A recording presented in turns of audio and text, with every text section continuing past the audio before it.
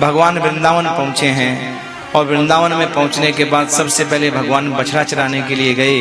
गौ पूजन भगवान ने किया है गोपाष्टमी के दिन। और सजनों, गौ पूजन करने के बाद में गाय को भगवान ने अपना आराध्य माना, इष्ट माना, देवी माना।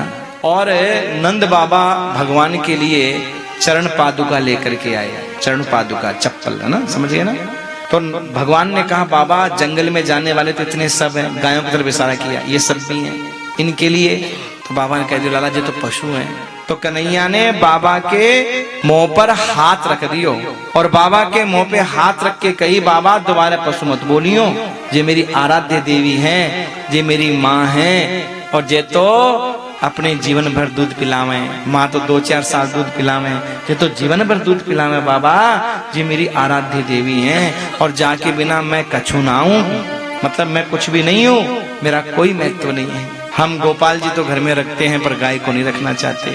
आज के जो बच्चे हैं ना बड़ा नाटक करते हैं, गोपाल जी को साथ लेकर के घूमेंगे, आएंगे, जाएंगे, ओह गोपाल जी, ओह गोपाल जी, कितना सब करते हैं। और उनके पूछो घर में गाय, बोले नहीं है। क्यों?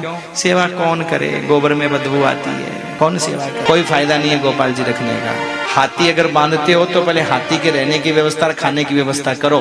तो अगर गोपाल जी को आप रखना चाहते हो, गोपाल जी की सेवा करना चाहते हो, भगवान को अगर विराजमान करना चाहते हो, जगन्नाथ जी को अगर भोग लगाना चाहते हो, तो जगन्नाथ जी के लिए देसी गाय के घी और दूध की व्यवस्था पहले होनी चाहिए, सबसे पहले होनी चाहिए हमारे। और आप भले जगन्नाथ जी की मूर्ति नहीं रख पाओ, गोपाल जी की मूर्ति नहीं रख पाओ, अगर गाय में ही जगन्नाथ जी के दर्शन कर लो, अगर गोपाल जी के दर्शन गाय में ही कर लो, तो महाराज गौ माता आपको वो लाभ दे सकती है जो शायद गोपाल जी की सेवा भी आपको ना दे पाए।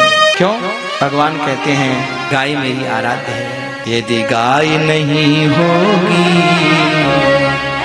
गोपाल कहाँ होगा, यदि गाय नहीं होती गोपाल कहाँ होता, यदि गाय नहीं होगी गोपाल कहाँ होगा, यदि गाय नहीं होती गोपाल कहाँ होगा, यदि गाय नहीं होगी गोपाल कहाँ होगा, यदि गाय नहीं होगी गोपाल कहाँ होगा, यदि गाय नहीं होगी गोपाल कहाँ होगा, यदि गाय नहीं होगी गोपाल कहाँ होगा, हम सब इस दुनिया में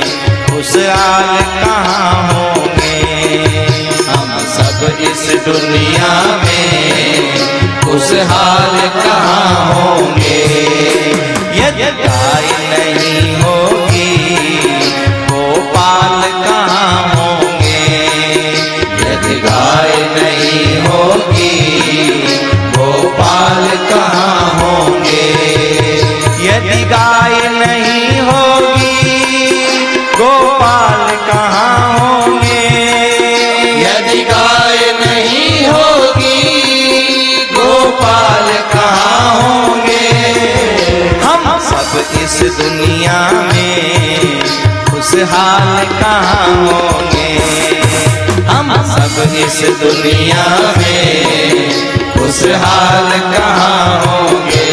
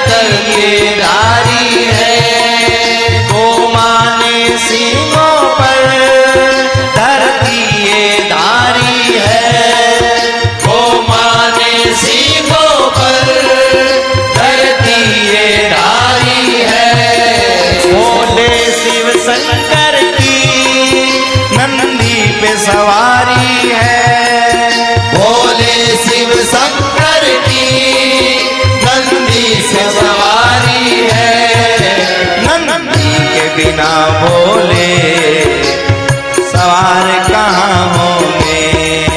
नंदी के बिना भोले असवार कहाँ होंगे। जब गाय नहीं होगी गोपाल कहाँ होंगे। जब गाय नहीं होगी गोपाल कहाँ होंगे। हम सब इस दुनिया में खुशहाल कहाँ होंगे। हम सब इस दुनिया में खुशहाल कहाँ होंगे। यदि गाय नहीं होगी गोपाल कहाँ होंगे। यदि गाय नहीं होगी गोपाल कहाँ होंगे।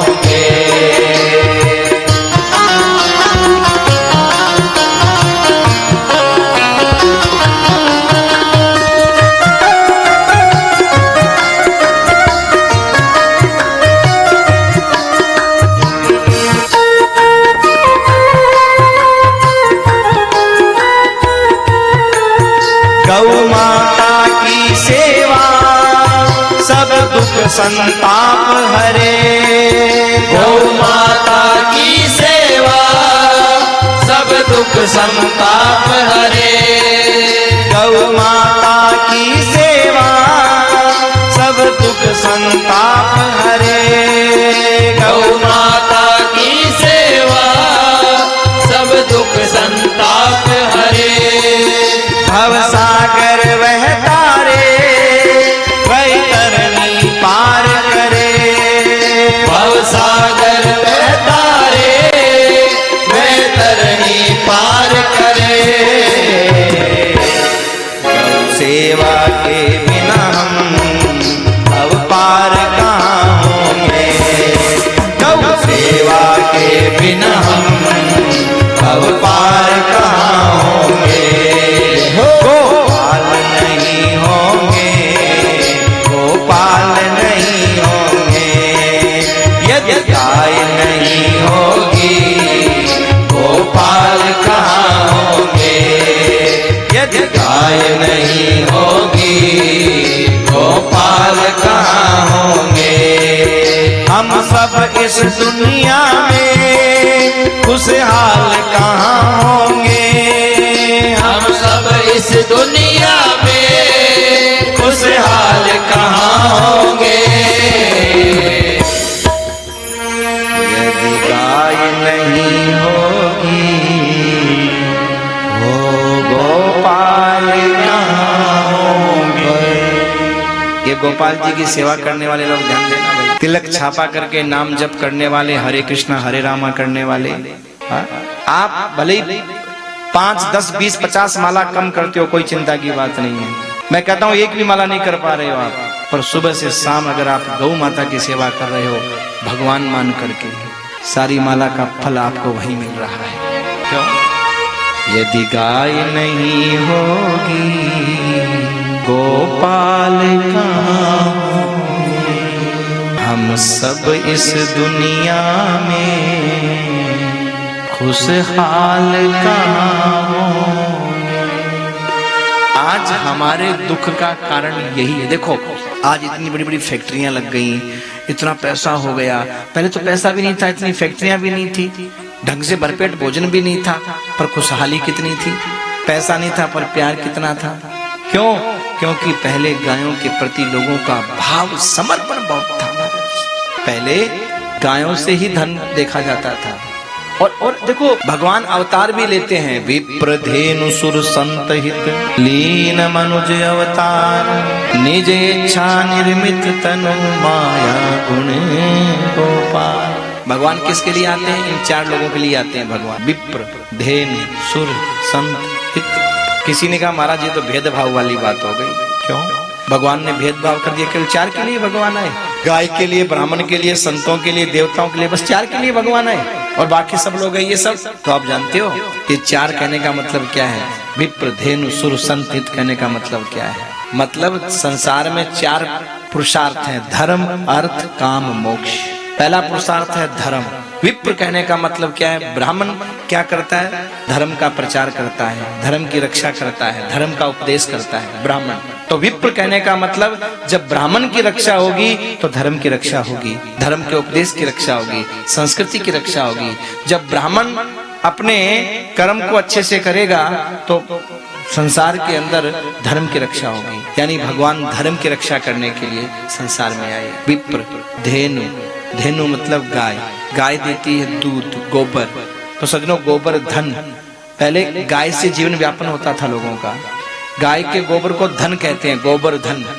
गोबर धन मतलब जो गोबर है। देखो, आज के सरकारों को और आज के लोगों को पता नहीं है, गाय के दूध से ज्यादा तो गाय के गोबर और गोमूत्र में सामर्थ्य है, ताकत है।